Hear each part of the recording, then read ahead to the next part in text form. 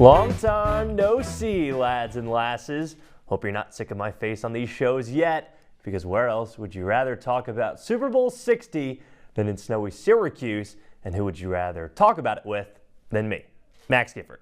Glad to be with you for this big game edition of Beat the Bookie. That's right, they had to bring in the big guns to grapple with such gargantuan gambling. And folks, this is what it's all about.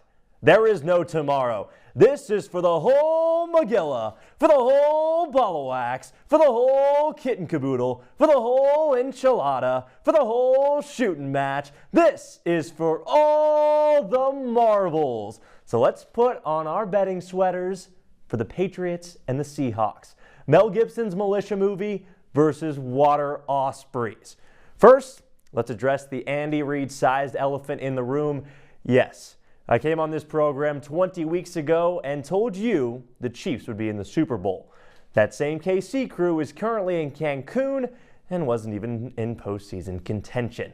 Some of you sickos were probably so happy to see me lose, and as a result, America slapped you in the face, and for the first time in 7 years, we have to feast our eyes on those Foxborough fugitives who refuse to let us have any fun. My fellow Midwesterner Arnav Pokrell didn't have much fun seeing his bets unfurl a week ago. Nearly $32 lost for the Nebraska native. And what makes this number really sad is he had so much success when it came to the smaller conferences. The Power 5 is what punished him. 0-5 on those bets. And shocker, he was one leg short of his $70 parlay, which essentially sank Beat the Bookie right back where we started. Good grief.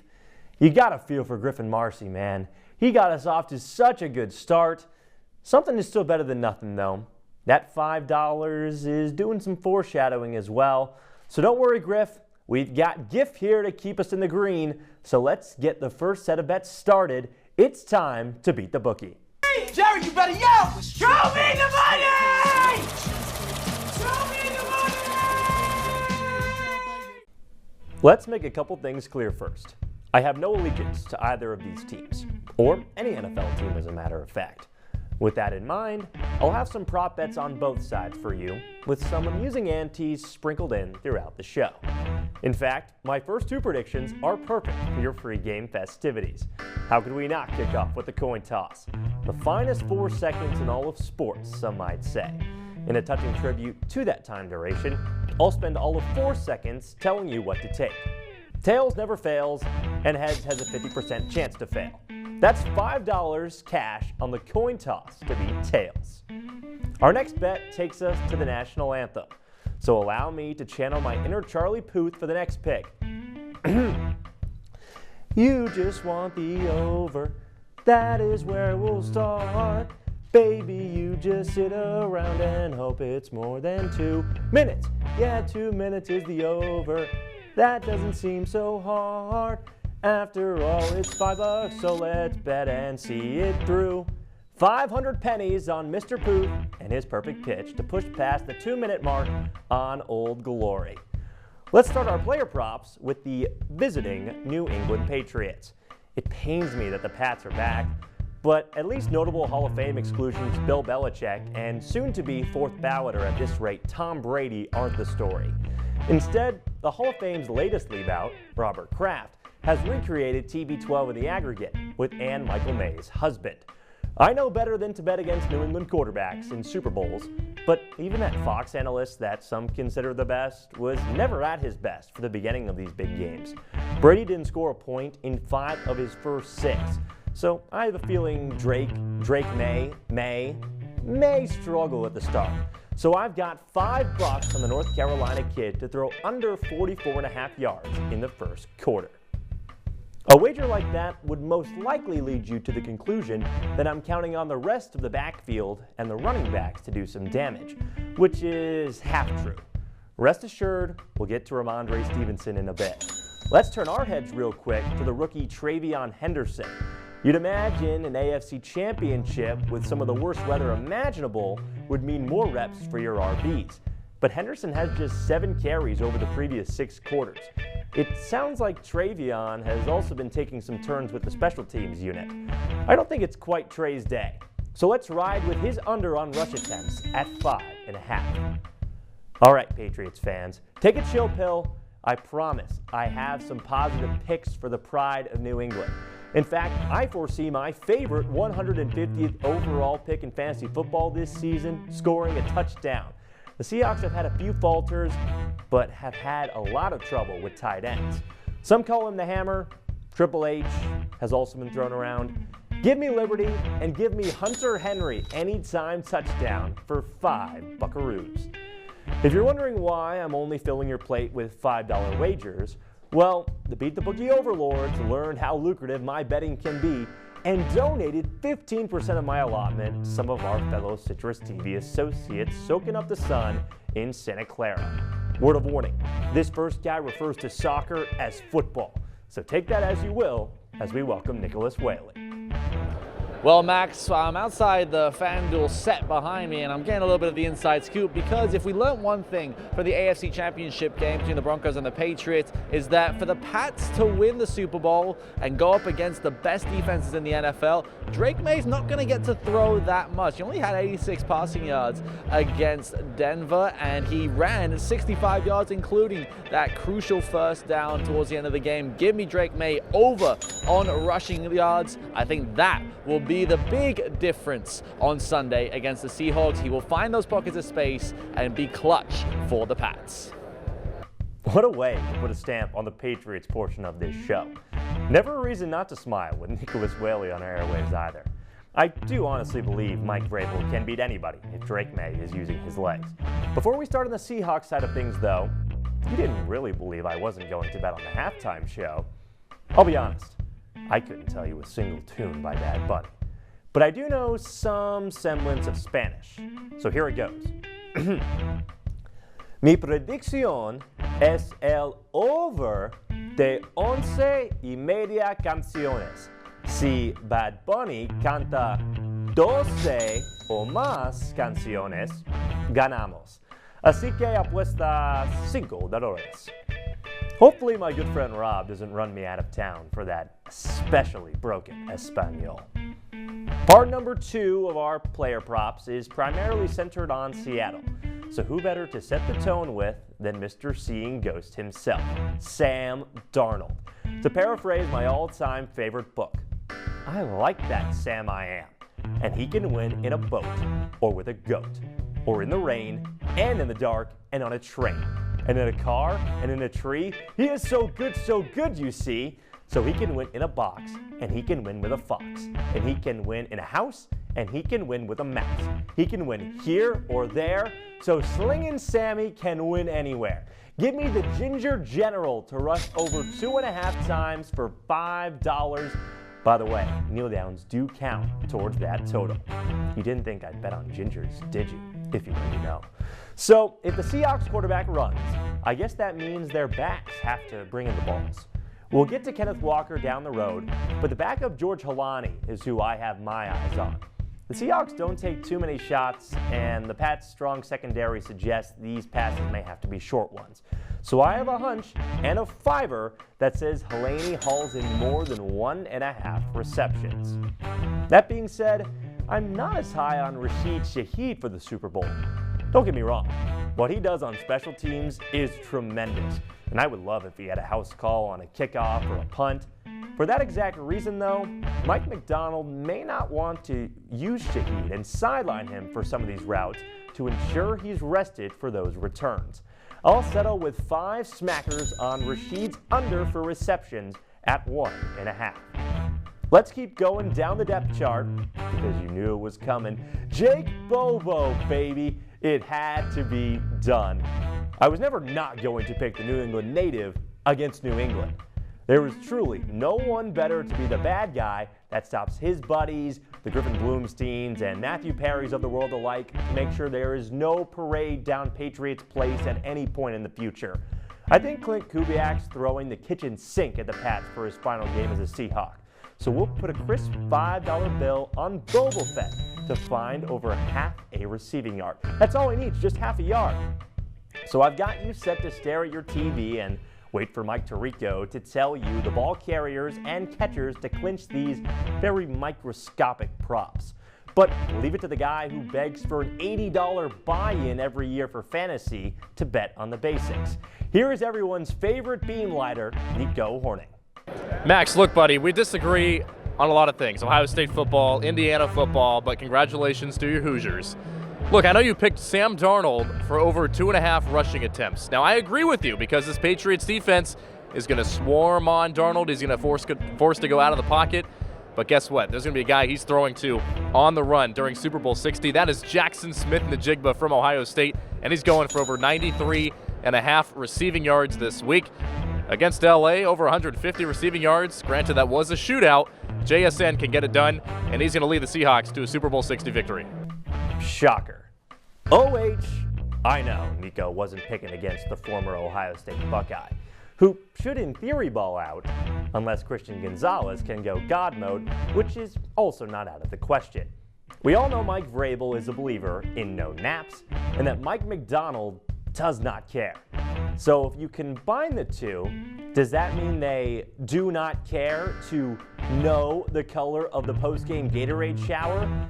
I don't really feel like trends tell the story for stuff like this pertaining to the Super Bowl, which is why I don't think we'll see the same color as the last time these teams won, when the Patriots dumped blue on Bill Belichick and the Seahawks poured orange on Pete Carroll. Sometimes you just have to let it come to you. Like that. I like lemon lime or green to gush out of the Gatorade hydration station when it's all said and done, so stick a cool and quenching 5 skins on that. Because the Super Bowl books always have so many specials, I figured we should join the fun. But keep it simple. I could bet on the interception at the 1-yard line. I could bet on 7+ players to score a touchdown. Heck, I could even bet on it being the exact same score as Super Bowl 49. Instead, it's pretty obvious both teams are likely going to rely on the run game, so I'm leaving a link in on Kenneth Walker and Ramondre Stevenson to each record 5 or more rushing yards in each quarter. For my future, I'm here to refocus us as a country. We are so distracted by the pomp and the circumstance of this Super Bowl that we forget maybe the greatest games of all, the Olympics, start 2 days prior in Italy. And the best game you can name is the good old hockey games that take place in less than a week. This will be the first time in 12 years that NHL professionals are finally allowed to participate. And after what I like to commonly refer to now as the All-Star International Exhibition a season ago, Canada felt like winning this 4 nations face-off is enough to basically call the gold medal as good as theirs.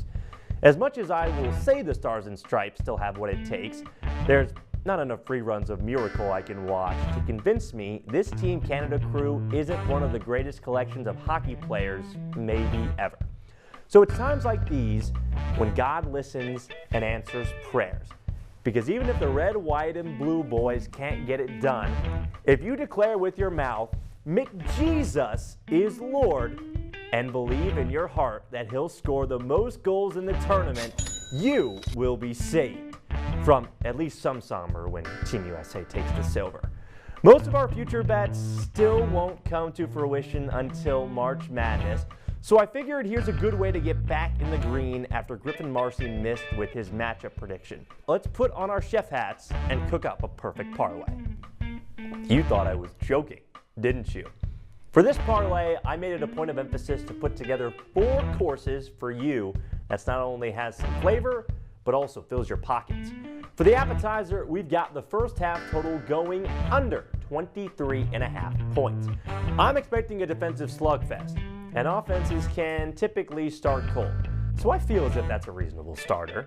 As far as the super salad portion is concerned, I want you to have both, which is why we're selecting the second half total to go over 22.5 points. The mics will make adjustments in the locker room, so I expect the offenses to start booming after Bad Bunny. For the main entree, I've got my focus on the first-time Super Bowler Stephon Diggs. No, I'm not betting on how many times Cardi B is going to be shown on the broadcast, but I am of the belief that Stephon won't steal the show in Santa Clara. So I've got his longest reception under 17.5 yards. Finally, for dessert, Kenneth Walker may run a lot. But similar to his backfield buddy George Hallaney, who I mentioned earlier this show, I think K9 gets a couple catches too.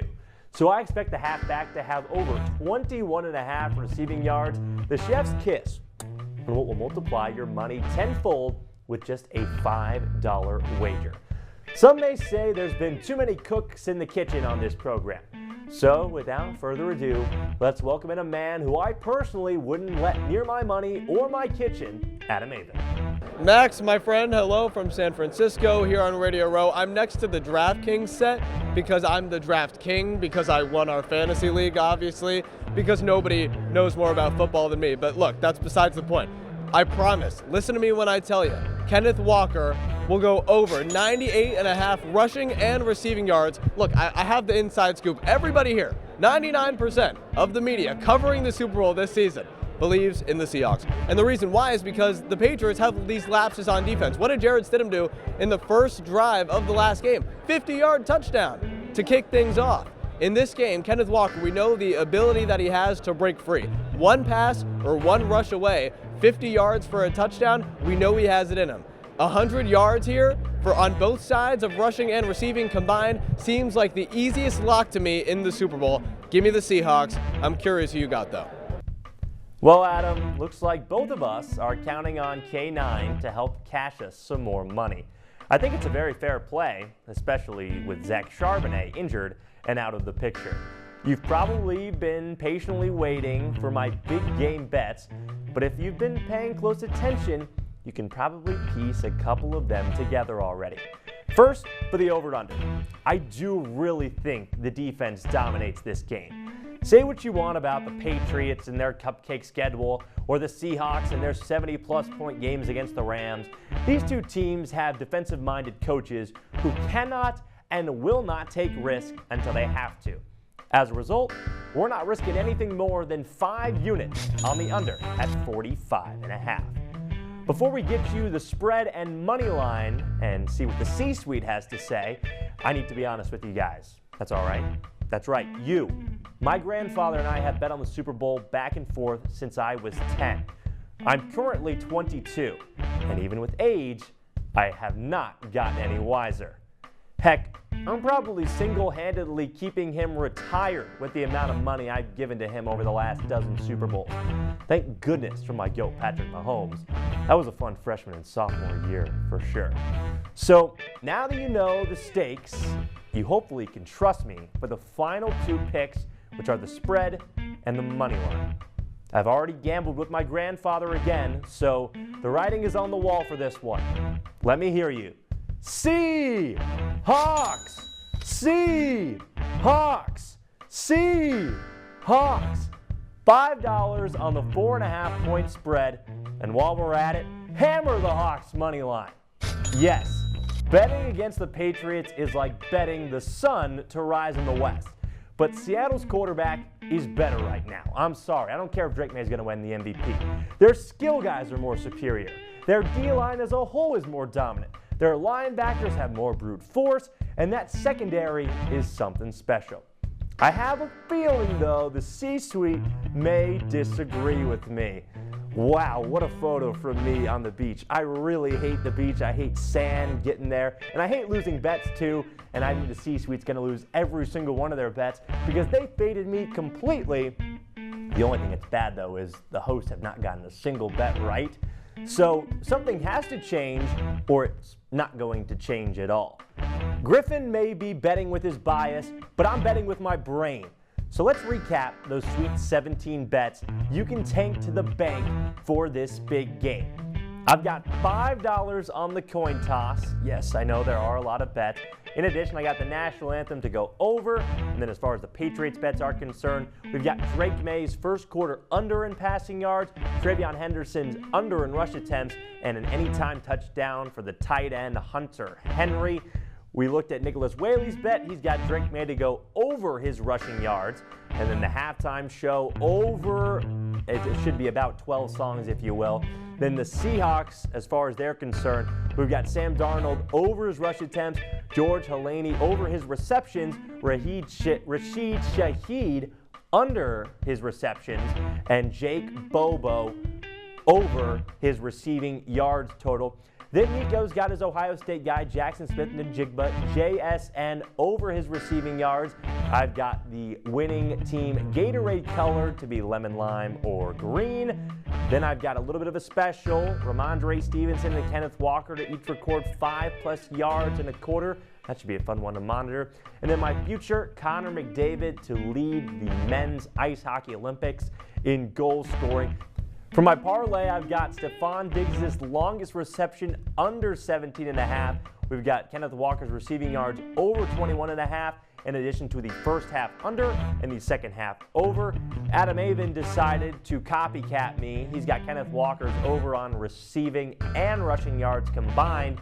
And then my best bets for this game, the under total between the Patriots and Seahawks, in addition to the Seattle spread and Seahawks money line. So much fun to be with you once again for this Super Bowl edition of Beat the Bookie. Big thanks to Griffin Bloomstein and Zach Ventola behind the scenes, and my man Troy Junn throwing me this Gatorade. A reminder to all of you that Belichick cheated, Brady lost 3 Super Bowls, and I will continue to pour honey on my goat, Patrick Mahomes. Let's make some dough. Dilly dilly.